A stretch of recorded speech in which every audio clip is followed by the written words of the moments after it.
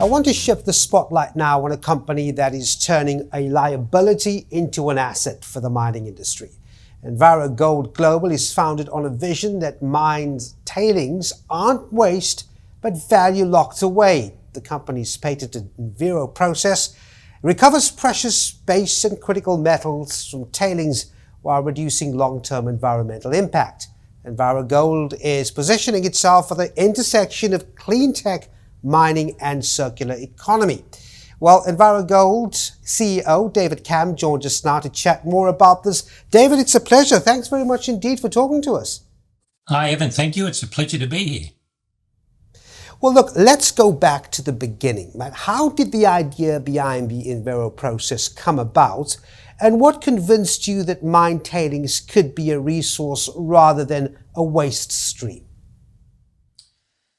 Evan, the concept of EnviroGold was as an environmental technology to provide an opportunity for miners to remediate tailings dams from a water perspective. Acid mine drainage is a global problem, creates community problems, creates social license problems, and is a massive cost and liability for miners. So that was the genesis of the company. But the bigger story is the inordinate amount of value locked up in tailings around the world that are part of the acid mine drainage problem. Because of the mineralogy of the tailings, there was, or of the ore body, I should say, the recoveries of the metal wasn't as good as it could be, and left behind in tailings now are trillions and trillions of dollars worth of precious and strategic and critical metals that can now be recovered as a result of our technology. So whilst we started as an environmental cleanup play, it's expanded considerably into an economic proposition where every one of our customers has $1 billion, multi-billion dollar net revenue opportunity from cleaning up their tailings, and the environmental benefit comes along with it. So it's a win-win for the environment, communities, and the planet. And I guess it's against that backdrop your business model emphasizes licensing your technology rather than traditional mine builds. Could you walk us through how you generate revenue, partner with mining operations, and then scale globally? Yes, Evan, we're a technology company, pure play. We don't aspire to operate mining equipment. We won't be owning the equipment. We won't be building a boots and hats company. There's many great mine operator companies around the world already. Our core business focus is to license our technology through partners, either in a turnkey or a collaborative approach with the mine owner, to provide an operation that is run from end to end by us and our partners on a license fee model. We simply license and control the technology in a black box kind of environment, but provide the economic outcomes for the mine and the environment. Look, you've cited a $3.4 trillion opportunity in unrecovered metals across, 32,000 tailing sites worldwide. What gives you the confidence EnviroGold can capture a meaningful share of that? We don't need much of it, Evan. I mean, it's such a massive market. Our subset of that market is sulfidic tailings. We know where they are. We know who owns them. We're in discussions with many of them. And, our aspiration is to license our technology on a recoverable metals value proposition, which is effective for the miner and great for us. And 4 of these technology implementations per year, so, it's not a big number, is an extraordinary value proposition for EnviroGold. And currently about all we can manage. We have a pipeline that is significant with tier 1 and tier 2 mining companies lining up to work with our technology. So we're rolling it out as fast as we can. The opportunity is so large, we'll barely scratch the surface, if we shoot the lights out, which is a wonderful first world problem to be thinking about.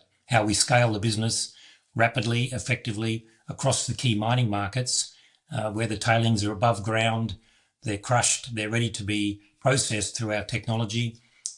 So we think market penetration is something that is well in hand. Yeah. Listen, I'm just looking at sort of your patents and partnerships, right? You've secured what, 22 patents and formed partnerships with some engineering leaders you've got Andritz, Fraser Alexander, I believe Hatch is in the middle of things as well.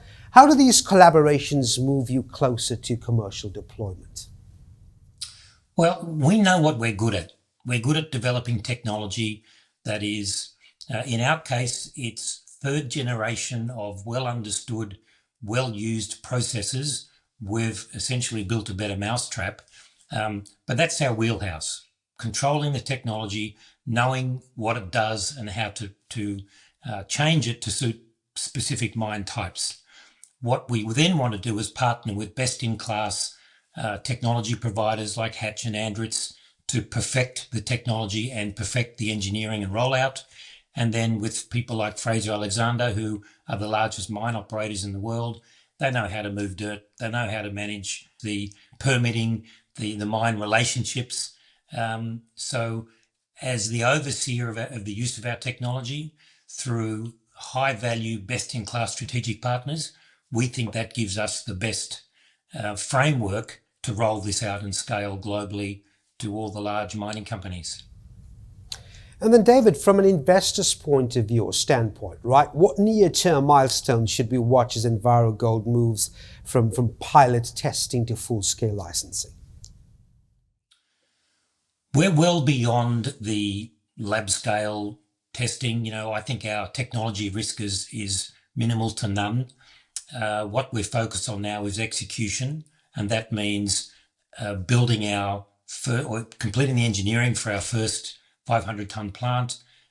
We have places in mind for it to go. We have customers we're working with, and then scaling the business. So really, we're on the cusp of moving from an R&D shop through to a commercialization strategy whereby we'll generate significant long-term recurring revenue for the life of each mine operation per site. And frankly, a lot of that drops to the bottom line. Our SG&A, our cost base is very low. We don't own the plant, as we've already said. We make a margin through licensed technology, which is recurring, repeatable, and reliable. So that's our business model, and I think aspiring to be a dividend-paying technology company listed on a major exchange is what we're working on.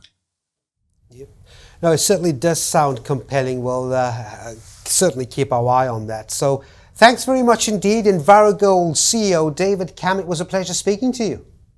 Thank you, Evan. It was always a pleasure.